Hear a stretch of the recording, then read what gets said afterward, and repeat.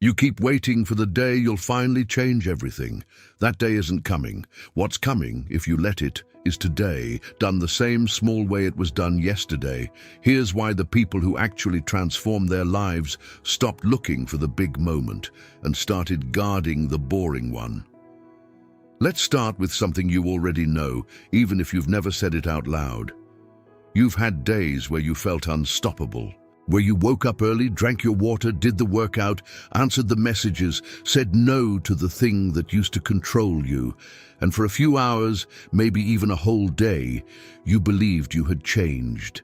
Then the feeling left, and you went right back. Here's the part that stings a little. It wasn't the feeling that was the problem. It's that you built your entire plan on top of it.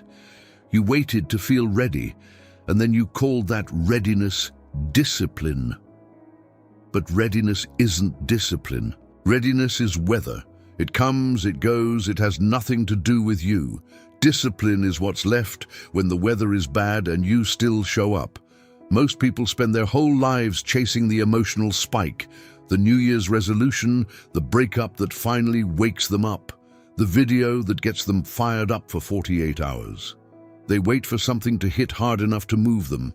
And when it does move them, they mistake the intensity for progress. But intensity that isn't repeated is just a spark in the dark. It lights up the room for a second, and then the room is dark again. Except now you also remember what the light looked like, which somehow makes the dark feel heavier. Here's what quietly ruins more lives than any single failure ever could. The belief that big change requires a big moment. It doesn't. It requires a small, unremarkable, almost boring action, repeated on the days you don't feel like it. That's it. That's the whole secret. And it's so anticlimactic that most people reject it outright and go looking for something more exciting to believe in instead. The Stoics understood this 2,000 years ago, and they didn't dress it up. They didn't need a spike in motivation because they weren't building a life around motivation in the first place. They were building a life around behavior, around what you do, regardless of how you feel about doing it. That distinction is the entire video. Sit with it for a second, because everything that follows is just this one idea, viewed from different angles. Here's what quite a lot of people get wrong before they even start. They think the goal is to feel motivated more often, so they consume more content, more speeches, more get up and grind videos, hoping to refill something. And for a while it works. You feel the surge, you feel capable, you feel like today is the day. But motivation was never meant to be a fuel source. It's a spark plug, not an engine. It gets things started. It was never built to keep things running for months, let alone years. The people who actually changed their lives figured out something uncomfortable. They stopped waiting to feel like doing the work. They just did the work, feeling or no feeling. And here's the strange part. The discipline came first, and the motivation followed behind it, like a shadow that shows up once you're already walking. This is backwards from how it's usually taught. Most people think motivation leads to action, and action leads to results. But it's closer to this. Small action, repeated without needing motivation, eventually creates identity. And identity is what generates motivation from the inside, instead of needing to import it from outside. You've probably experienced a version of this already. Think about a habit you have now that you don't even think about. Brushing your teeth, locking the door when you leave, checking your phone before bed. You don't need motivation for any of that. It's not a decision anymore. It's just who you are. That's the target. Not how do I get motivated to work out. The target is, how do I make showing up so unremarkable, so automatic, that motivation becomes irrelevant to the outcome. The Stoics would call this living according to reason instead of according to impulse. Impulse is loud, temporary, and unreliable. Reason is quiet, permanent, and doesn't care how you slept last night. Here's the concept, without the philosophy lecture first. There are two categories of things in your life, things that depend on you and things that don't. Your effort, your attention, your choices, your reactions, these depend on you completely. The outcome, other people's opinions, the results of your work, the timing of your success, these do not depend on you, not fully, sometimes not at all. Almost every source of daily suffering comes from mixing these two categories up. You try to control what isn't yours to control, the outcome, and you neglect what actually is yours to control, the small, repeated action in front of you. This is where the idea of consistency stops being a productivity tip and becomes something closer to a philosophy of peace. If your peace depends on the outcome, on hitting the number, getting the reply, seeing the change in the mirror by Friday, you've placed your peace in something you don't fully control. You will always be anxious because you're gambling your calm on a roll of dice that isn't even in your hand. But if your peace depends on whether you did the small thing today, whether you showed up, whether you kept the promise you made to yourself, then your peace is entirely in your hands, every single day. No exceptions, no waiting on the world to cooperate. This is the origin of the idea, now sometimes summarized as control what you can control. It sounds almost too simple to be useful, but notice how rarely people actually live by it.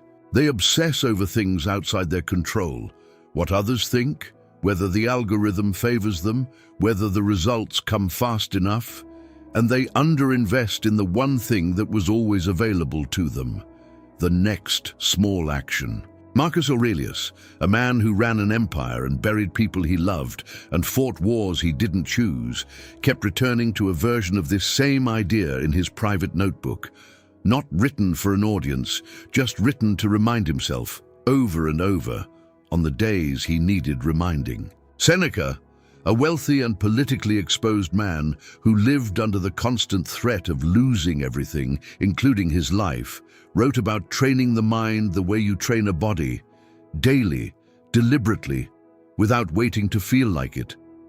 Epictetus, who was born into slavery and later became one of the most respected teachers of his time, built his entire philosophy on this single boundary line. Some things are up to us, some things are not, and wisdom begins the moment you stop confusing the two. None of them were talking about mood. They were talking about behavior. And behavior, unlike mood, is something you can repeat on command. Here's the part that connects all this to how you actually feel day to day. Inconsistency doesn't just slow your progress. It quietly damages your relationship with yourself. Every time you commit to something and abandon it a few days later, you're not just losing time. You're teaching your own mind that your word doesn't mean much. And your mind is always listening to that pattern, even if you're not consciously tracking it. This is where a lot of anxiety actually comes from, not from external pressure, but from an internal sense that you can't be trusted to follow through on your own decisions. That's a heavier weight to carry than most people realize, because it's not attached to one failure. It's attached to a pattern, and patterns generalize. If you can't trust yourself with a workout plan, some part of you starts to wonder what else you can't be trusted with. Frustration follows a similar path. You get frustrated with slow results, but if you look closely, you'll often find the frustration isn't really about the pace of progress. It's about the gap between who you say you are and who you've actually been showing up as. That gap creates a kind of internal friction that shows up as irritability, restlessness, a low hum of dissatisfaction that follows you around even on days when nothing specific went wrong. And there's the need for approval, the instinct to look for validation from other people to confirm that what you're doing matters. When your effort is inconsistent, you often lean harder on outside validation because you don't yet have enough evidence from your own track record to validate yourself. Consistency, over time, builds that internal evidence. You stop needing someone to tell you you're doing well because you already know. You were there for every single day of it. Here's the line worth sitting with. The problem was never really what happened to you on a hard day. The problem was the meaning you assigned to that hard day, treating it as proof that you're not capable, instead of treating it as one data point in a much longer pattern that you still get to shape. This is close to the heart of Stoic psychology. It's not that events don't matter, it's that your judgment about the event does most of the damage, far more than the event itself. Now, you might be thinking something like this: doesn't this philosophy just turn you into someone cold, someone who stops caring about outcomes at all? It's a fair question, and it deserves a real answer instead of a dismissal. Caring about outcomes is not the problem. Attaching your peace of mind entirely to outcomes you don't control, that's the problem. You can care deeply about the result and still refuse to let your inner state rise and fall based on something outside your hands. In fact, people who separate their effort from their anxiety about outcomes usually produce better outcomes because they're not wasting energy on worry that never changed anything anyway. You might also be thinking, isn't this just accepting mediocrity, just settling for whatever happens? No, and this is an important distinction. Accepting that the outcome isn't fully yours to control is not the same as lowering your effort. If anything, it frees up the effort you were previously spending on anxiety and redirects all of it toward the one thing that actually moves the needle, showing up fully on the part that was always yours. There's a third objection worth naming because it's common. Some people hear small, consistent action and assume it means doing the bare minimum forever, never pushing, never testing your limits. That's a misunderstanding too. Consistency is the foundation. Once the foundation is solid, intensity has somewhere to stand. Without the foundation, intensity just collapses the moment it's tested, because there was never anything underneath it holding it up. Abstract ideas fade fast. Simple images last. Here are 3 that might help this stay with you long after the video ends. The mind as a garden. You don't get a garden by wanting a garden. You get it by showing up daily with small, unremarkable tasks. Watering, weeding, checking on things that don't look like much yet. Miss one day, nothing happens. Miss it for a season, and the garden you were hoping for is gone, replaced by whatever grows on its own when nobody's tending it. Your mind works the same way. Left untended, it doesn't stay neutral. It fills in with whatever grows easiest, which is rarely what you wanted. Emotions as waves. A wave rises, and if you fight it head-on, it knocks you over. But if you understand that waves are temporary by nature, that they rise and they fall, always, you stop panicking every time one hits. You just wait it out, knowing the water calms itself if you don't add more chaos to it. Emotions behave the same way. The discomfort you feel today is real, but it's also temporary, whether or not you take action based on it. Life is a game you don't fully control. Imagine playing a game where you control your own moves completely, but you don't control the dice, the other players, or half the board. A bad player blames the dice every time they lose.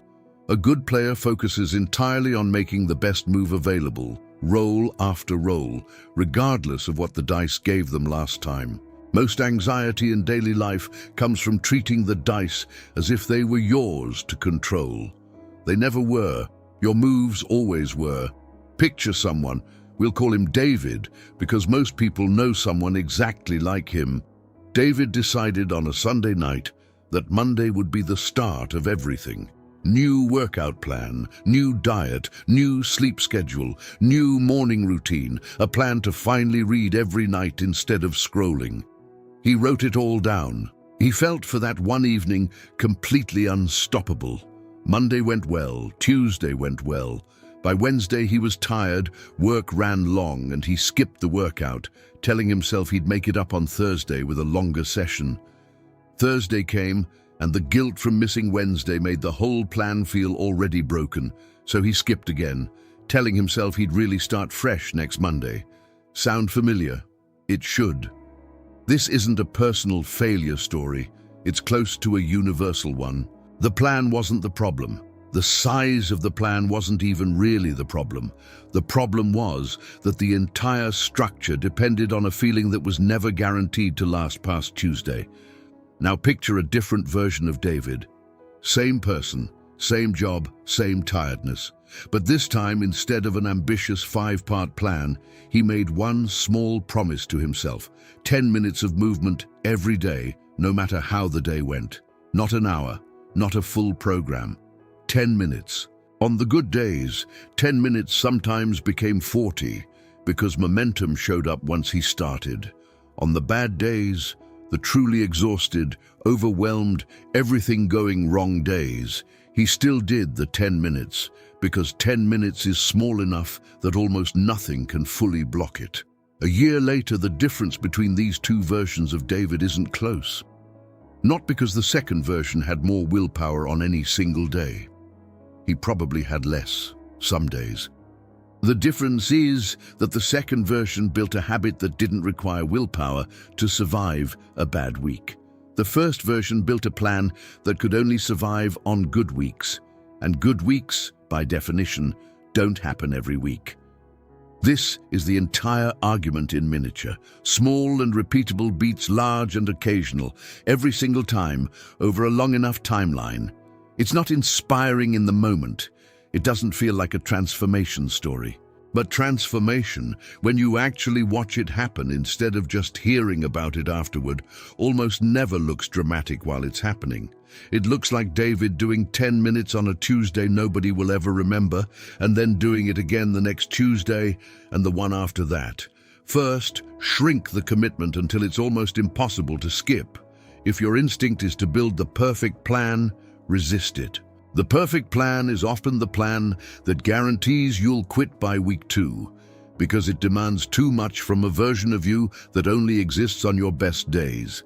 Build the plan for your worst days instead. If it survives your worst day, it will obviously survive your best one. Second, separate the doing from the feeling. Don't wait to feel ready. Feeling ready is not a prerequisite. It's a bonus that shows up sometimes, uninvited, usually after you've already started. Treat the action as non-negotiable and let the feeling be whatever it wants to be that day. Welcome, but not required. Third, track the streak, not the outcome. The outcome, the weight lost, the money saved, the pages written, is downstream of the streak, and it moves at its own pace, sometimes slower than feels fair. The streak is something you control completely, today, right now. Protect the streak, and the outcome eventually follows on a timeline you don't get to negotiate. Fourth, when you miss a day, and you will because you're human, don't let one missed day become 2. The Stoics weren't interested in perfection. They were interested in return. The whole discipline is built on the idea that you fall, you notice, and you get back to the line without adding a story about how this proves something bad about you. One missed day is a data point. A missed week is a pattern. The gap between those two things is entirely decided by what you do tomorrow morning. Fifth, stop measuring your progress by how you feel about it in the moment. Some of the most important days of consistency will feel completely unremarkable while they're happening. You won't feel like anything historic occurred. That's normal. Most real progress is invisible while it's being built, and only becomes visible much later, usually all at once, in a way that looks sudden to everyone except the person who was quietly doing the work the whole time. There's a quieter idea hiding underneath everything said so far, and it's worth pulling into the light before this ends. Less exaggeration in your daily life tends to produce more actual result. Less procrastination, not eliminated entirely, but reduced, because the action required each day is small enough that delaying it costs more effort than just doing it. Less anxiety, not gone completely but softened, because your sense of self-worth stops depending on outcomes you were never fully in control of anyway. Less self-sabotage, because self-sabotage usually shows up when the gap between your stated identity and your actual behavior gets too wide to ignore, And consistency closes that gap day by day until there's no room left for sabotage to live in. And in exchange, more focus, because you're no longer split between 10 ambitious commitments and instead centered on the few that matter. More clarity, because a mind that isn't constantly negotiating with itself about whether to show up today has far more room left over for actual thinking.